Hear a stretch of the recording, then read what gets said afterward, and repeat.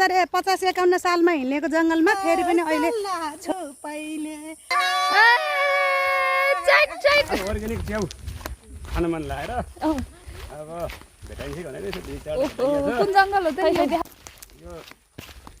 यो कोलिया र गिरबारीको सिमाना ल त अल द बेस्टमा अलि धेरै च्याउ भेट्टाउनु पर्यो ल को आउनु भयो त नि मामाको साथमा भन्दा मामाको कान्छी बहिनी मामाको ठुल्दिदी मामाको भान्जी बुहारी मामाको भान्जी सबैजना आहा अब कतिको भेटिन्छ थाहा छैन है न वा खतरा कहाँबाट ल्याउनु भएको हजुर पनि त्यस्तै हो ल यो च्याउ भेट्टाउने महानुभाव है बाई बाई ल है सबभन्दा धेरै हाम्रो ठुलमामाले भेटाउनु भयो यी मौरी पनि लिएर आएको ल ठुलमामाकोमा यति धेरै भेट्यो ल आमाको देखाउनु त आमाको थोरै छ पहिलोचोटि ठिकै छ ल ठुलमम्मीको वा वा वा खतरा भेटाउनु ठुल्मम्मी झन् टल्लल्लै छ ल मामा लाउनु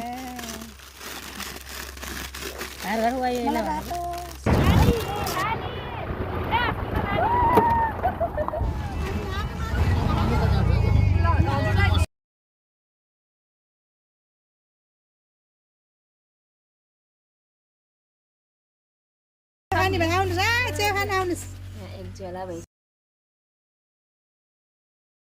50-51 सालमा हिँडेको जङ्गलमा फेरि पनि अहिले छोरी बुहारी दिदीसँग फेरि यो जङ्गलमा आइए है फर्केर उहाँ पछाडिबाट मेरो दाइ आउनु भयो यही दाइसँग पछि लाएर फिल्म हेर्नु गएको जङ्गल हो यो यस्तो माइती गाउँको झल्कोले चाहिँ यति मन छोह कि यो जङ्गल वरिपरि वातावरण कति हरियाली ओहो ओहो दाइ दिदीसँग हिँड्न पाउँदा त म त त्यसै फुरुफुर सानी नानी झै मानिछु मैले म आफैले सानी नानी झै मानिछु है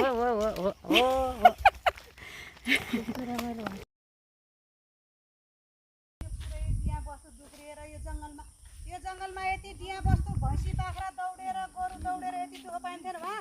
अमरसा पुग्थ्यो गोरु भैँसी अमरसा पुग्ने गोरु के अरे यता बाख्रा जबा पुग्ने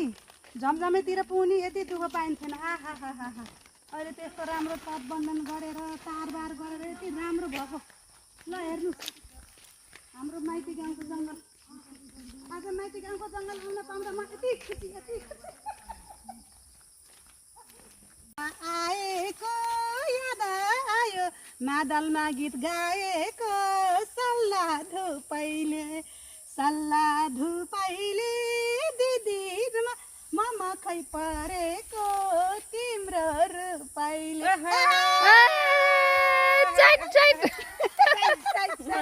ल हेर्नुहोस् हामीलाई के रहर लाग्यो होला त ठ्याक्क दिउँसोको 2 बजे जङ्गल पसे हामी च्याउ खोज्न मैले छोरीलाई लिएर आइछु च्याउ खोज्न आएको अरे कहिले आएन च्याउ खोज्न अहिले कस्तो च्याउ खोज्छन् है त च्याउ खोज्न मेरो दाइ दिदीसँग हामी म चाहिँ थुम्की जङ्गलमा च्याउ खोज्न आएको है ल दाइ दिदी बुहारी छोरी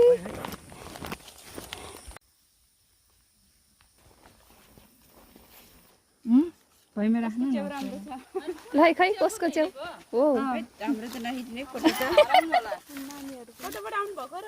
हामी यही हो कि गिरबारी ब्याङ्क होइन अनुहार त कुनबाट अरे योबाट हैन योबाट जिके हैन एलआइसी ब्याङ्क होइन को यी भाटी त देखाउने नि त्यो पनि दिनु त्यो त अलि डाक्समा लिए हुन्थ्यो नि भाचेको हो कि यो नानीको थियो हजुर रुन्छ बाई बाई ल है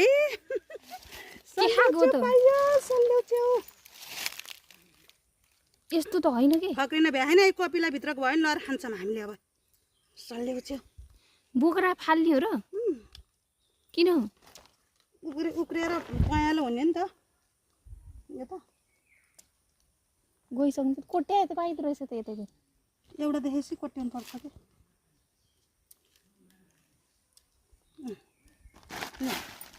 खै जिग्रे हो कि खै के हो देखाउनु त वा खतरा कहाँबाट ल्याउनु भएको हजुरको पनि त्यस्तै हो यस्तो गर्नु पढिन्छ अहिले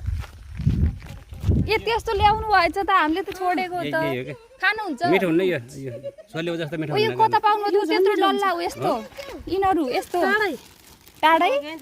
त्यो त होइन त्यो त होइन के होइन जामुने च्याउ हो कि यो यो मलाई तिमीले देखाएको थियो नि यो चाहिँ हो कि ल यो च्याउ भेट्टाउने महानुभाव है कसरी जानु भएको यो त फाल्लिने हो कहाँ भने पुगेको खै के हो देखाउनु त वा खतरा कहाँबाट ल्याउनु भएको हजुरको पनि त्यस्तै हो यस्तो गर्नु पढिन्छ अहिले यति यस्तो ल्याउनु भएछ त हामीले त छोडेको त यही हो के खानुहुन्छ मिठो हुन्न यो सल्लेको जस्तो मिठो उयो हुन्न कता पाउनु थियो त्यत्रो डल्ला उ यस्तो यिनीहरू यस्तो टाढै त्यो त होइन त्यो त होइन के होइन जामुने च्याउ हो कि यो यो मलाई तिमीले देखाएको थियो नि यो चाहिँ हो कि ल यो च्याउ भेट्टाउने महानुभाव है कसरी जानु भएको यो त फाल्लिने हो कहाँ भने पुगेको झोलामा ल ल जान्छ ल अब अर्ग्यानिक च्याउ खान मन लागेर औ अब भेटाइन्छ भनेको यसो 2-4 भेटाइया छ खै खै देखाउनु त ए यो के हो यस्तो ए सल्लेको च्याउ सल्ले च्याउ पनि पाइयो पाइया छ ओहो कुन जङ्गल हो त नि यो कोलिया र गिरबारीको सिमाना 40 किलो किलोमिटरको बाटो ए ल है त अल द बेस्टमा म अलि धेरै च्याउ भेट्टाउनु पर्यो भेटाइन्छ अवश्य भेटाइन्छ ल किनभने भेटाइन्छ भन्ने लक्ष्य छ ओके ल को आउनु भयो त नि मामाको साथमा भन्दा मामाको कान्छी बहिनी मामाको ठुल दिदी अँ मामाको भान्जी बुहारी मामाकी भान्जी यो सबैजना आहाम अँ सबैजना आहाम अब कतिको भेटिन्छ थाहा छैन है न